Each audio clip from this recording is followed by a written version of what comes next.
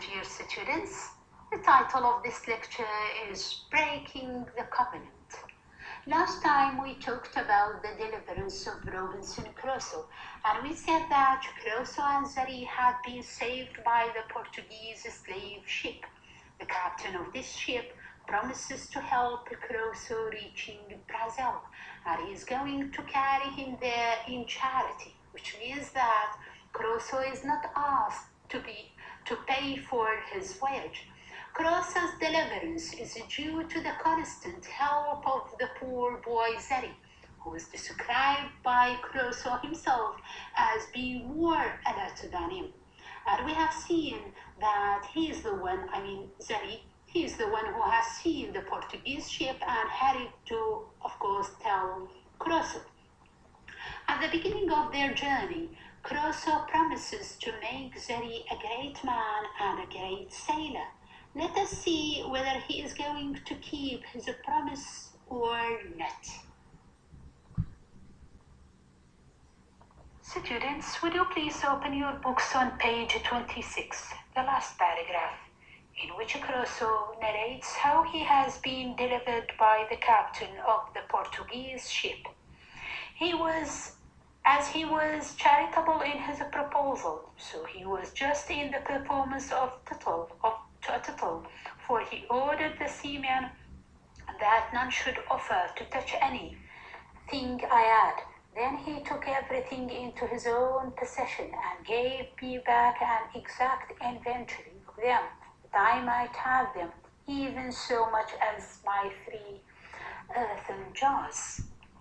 Crusoe here talks about the generous captain of the Portuguese ship, who orders his men not to take anything from Crusoe's possession. The captain behaves as a leader. He shows hospitality and generosity, which are the features of greatness and leadership. He promises Crusoe to take him to Brazil in charity, which means that without having any money from him. Now, the next paragraph, please. As to my boat, it was a very good one, and that he saw and told me he would buy it of me for the ship's use, and asked me what I would have for it. I told him he had been so generous to me in everything that I would not offer to make any price of the boat, but left it entirely to him, upon which he told me he would give me a note of his hand to pay me 80 pieces of eight for it at Brazil. And when it came there, if anyone offered to give more, he would make it up. Being promised to be carried to Brazil without paying money, Crusoe starts thinking of making some business and getting some money. Hence, he agrees to sell his boat to the captain of the ship, who pays him a good price and promises to make it up if anyone in Brazil offers to give better than this price. Crusoe continues his narration, saying, he offered me also 60 pieces of eight more for my boy Zari, which I was loath to take. Not that I was not willing to let the captain have him, but I was very loath to sell the poor boy's liberty, who had assisted me so faithfully in procuring my own. However, when I let him know my reason, he owned it to be just, and offered me this medium, that he would give the boy an obligation to set him free in 10 years if he turned Christian. Upon this, and Zari saying he was willing to go to him, I let the captain have him. The bill of sale between Crusoe and the captain does not come to an end. It extends to include the poor boy Zari. The captain offers to have him, and Crusoe does not hesitate to give him, even though he admits that Zari has been so faithful and helpful to him, and it is his constant help that leads him to gain his liberty. Crusoe willingly sells Zari to the captain, who pays for him less than paying for the boat, since, as Crusoe narrates, he gets 80 pieces of coins for the boat and 60 for Zeri. To show that he is a nice fellow, Crusoe says that he makes the captain promise to give Zeri his liberty in 10 years. In other words, Zeri should serve the captain 10 years, and after that he will gain his liberty. Yet even this is conditioned. He will gain his liberty if he turns to Christianity. Then Crusoe tells us that Zeri shows agreement to go with the captain. Students, related to this point, we haven't heard from Zeri, but we depend on what is narrated by Crusoe himself. What leads Crusoe to sell Zeri? By selling this poor boy, what does Crusoe do? Does Crusoe sell just the liberty of this poor boy or something else? Let us discuss all these questions. Students, there are certain reasons that lead Crusoe to sell the poor boy Zeri.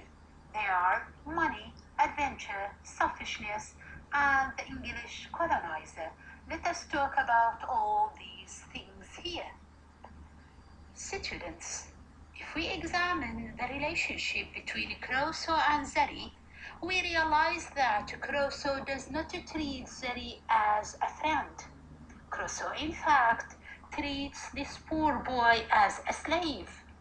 Even though both of them, Crusoe and Zeri, have escaped together the slavery of their master, Crusoe makes himself Zeri's master. And he makes, of course, the poor boy a slave. And he used to call him my boy. Crusoe promises to make Zeri a great man and a great sailor, if the latter shows loyalty. Selling this poor faithful boy means that Crusoe has broken his promise. He has ignored the covenant between him and Zeri. In order to get money, Crusoe has sold not only Zeri's liberty, but even his future and will to be a human being and to choose his own religion. In the future, Zeri will be obliged to convert to Christianity or maybe to another religion. Crusoe has broken his promise to his father to be a lawyer, of course, has also forgotten the promise to Zeri. It is Crusoe's selfishness that leads him to get rid of his own people, to fulfill his own wishes and dreams, being informed to be carried to a new land, which is, of course, Brazil, which means a new life and a new adventure. Crusoe seems ready to sell everything and everyone to achieve this aim. The English colonizer. Through the relationship between Crusoe and Zeri, Daniel Defoe presents the portrayal of the English colonizer.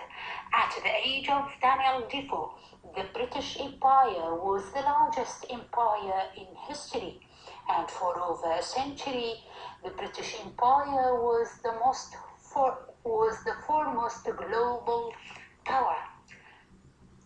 So, Crusoe is a portrayal of the English colonizer, who colonizes the human individual's liberty, represented, of course, by Zeri. Crusoe has occupied Zeri's will. He has exploited this poor, loyal boy, who serves him obediently. At last, Zeri gains nothing save slavery. Crusoe thinks that he is the master of the boy, yet Zeri seems superior than Crusoe, and Crusoe's narration proves that. Crusoe has described him as being more alert than him. He also describes poor Zeri as being his counselor. Moreover, Zeri seems, of course, bold and courageous, features that Crusoe does not show yet. Zeri rushes to the shore to bring fresh water, even though he knows that on the shore there are wild creatures. This is, of course, while they were on their way to escape the moss. Zeri seems Crusoe's protector. He advises him not to be in direct contact with the Negroes. He does not stop helping and supporting Crusoe to the end of their voyage.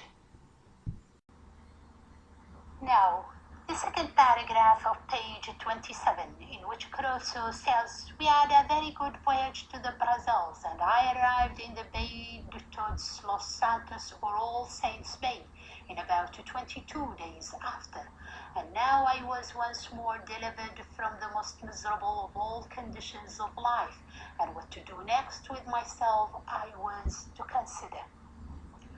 Crusoe here says that he has arrived in Brazil, and he should think of what should he do next, and how he is going to manage his life there.